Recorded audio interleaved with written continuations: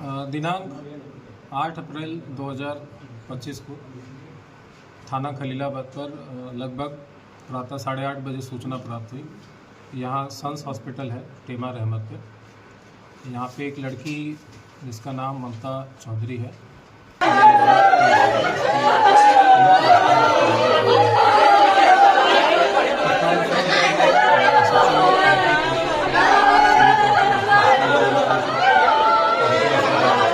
Field unit भी वहाँ पे आई, सारे सात संकलन किए गए।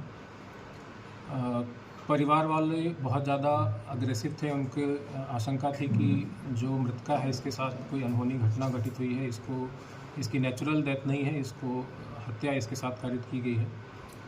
सूचना पे तत्काल फैमिली को कन्विंस करते हुए बॉडी को पोस्टमार्टम हेतु मॉर्चरी भेजा गया।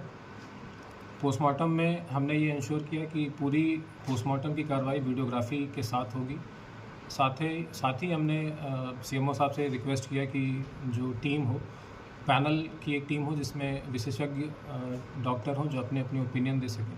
इसमें 4 डॉक्टरी की एक स्पेशल पैनल बनाया गया और पूरी पोस्टमार्टम की कार्रवाई की गई वीडियोग्राफी के साथ। उस पूरी पोस्टमार्टम की कार्रवाई में ये सामने आया, जो कॉज ऑफ डेथ है वो थ्रॉटलिंग आया और उसमें जो इंजरीज़ थे उसमें गले पे जो उसका हायोड बोन है उसको टूटा हुआ पाया गया। साथ ही कुछ नेल के मार्क्स चेहरे पे और गले पे पाए गए। सेक्सुअल असॉल्ट बिल्कुल क्लियरली डिनाई कर दिया है पैनल ने, कोई भी सेक्सुअल असॉल्ट नहीं हुआ लड़की के साथ। फिर हमने जो तहरीर प्राप्त हुई थी मृतका के परिवारजनों के द्वारा, उस तहरीर के आधार पर बीएनएस की धारा 103 जो कि पूर्व में 302 धारा आईपीसी की होती थी, उसमें मुकदमा पंजीकृत किया गया। नामजद मुकदमा लिखवाया गया रामजी राव उर्फ रामजीत भारती के नाम से। मेन एक्यूज़ को फिर हिरासत में लिया गया। पुलिस ने इनसे डिटेल में इंटरोगेशन किया, उसकी सीडीआर रिपोर्ट निकाली और जो वहाँ हॉस्पिटल पे सीसीटीवी कैमरा था वो सीसीटीवी कैमरा डीवीआर के साथ पूरा उसका एक सेकेंड का पूरा वीडियो खंगाला गया। उसके पास से एक्यूज़ के जो नामजद एक्यूज़ है उसके पास से मोबाइल भी बरामद हुआ, स्वयं का मोबाइल और जो मृतका है उसका मोबाइल, उसके मोबाइल को भी खंगाला गया। पूरी जांच में ये सामने आया कि जो इनकी आपस में मृतका और जो रामजीत भारती आपस में इनके काफ़ी समय से मधुर संबंध थे।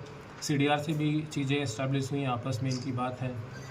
इनकी चैट भी हमने प्राप्त की। चैट में भी दिनांक जो मृत्यु का इसका दिनांक है इसमें एक चैट ऐसी मिली जिसमें इनक्रिमिनेटिंग एविडेंसेस थे एक्यूज़ के खिलाफ। इसमें लिखा है कि मार दो मुझे अब। साथ ही जो सीसीटीवी फुटेज हमने वहाँ से बरामद किया उसमें कई जगह पे छेड़खानी हमको मिली। कई उसमें मिसिंग सीसीटीवी फुटेजेस के 1-1, 2-2 मिनट के उसमें लिंकेज मिले।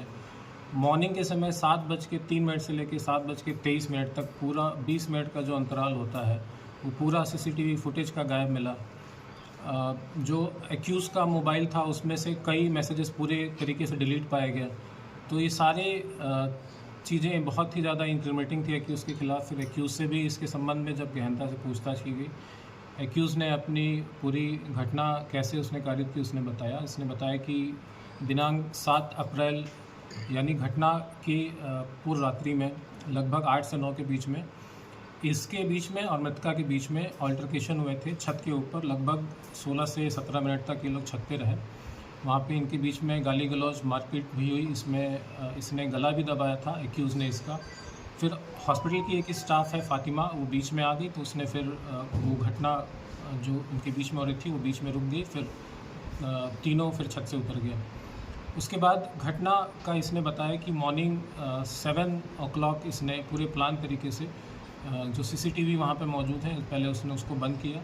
फिर उसके जहाँ मृतका सो रही थी उसके कमरे में गया, उसमें इसकी घटना कारित करने के बाद बाहर निकला और चूँकि जो दरवाज़ा है वो हार्डली 6 फीट का है, इसने फिर उचक के उसको बाहर से ही दरवाज़ा बंद कर दिया और फिर वापस आके अपने जगह पे सो गया। तो ये पूरा एक प्लान तरीके से इसने घटना कारित की है। अभी इसमें जो एक्यूज़ के और जो मृतका के मोबाइल एक्यूज़ के पास से बरामद हुए हैं इसमें कई एविडेंसेस मिसिंग हैं, कई मैसेजेस डिलीट कर दिए हैं, कई चीज़ें उसमें से डिलीट पाई गई हैं।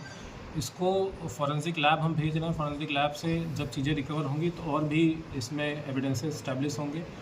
इस घटना में अभी और भी अगर कोई लोग शामिल होंगे तो वो उस मोबाइल का जो एविडेंस है वो बहुत क्रूशियल होगा। वो इसको क्लैरिटी को पुलिस के सामने, विवेचक के सामने लाएगा।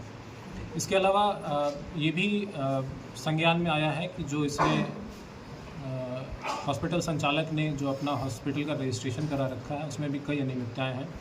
इसमें जिस डॉक्टर के नाम इसने दिखा रखे हैं फुल टाइम डॉक्टर, ये बिल्कुल भी फुल टाइम डॉक्टर नहीं है। इसने स्वयं स्वीकार किया है कि महीने में कभी एक बार आते हैं। साथ ही जो उसमें फार्मेसी के जो उसने स्टाफ दिखा रखे हैं, उस फार्मेसी के कोई भी स्टाफ वहाँ पे मौजूद नहीं मिला। इनफैक्ट जितने भी स्टाफ मिले उसमें से किसी का भी नाम इसमें रजिस्ट्रेशन में नहीं था। तो ये कई अनियमितताएँ हैं जिसके संबंध में सीएमओ साहब से पत्राचार किया जाएगा और जो संबंधित डॉक्टर हैं या जो संबंधित स्टाफ हैं उनके खिलाफ भी कार्रवाई करने हेतु सीएमओ साहब से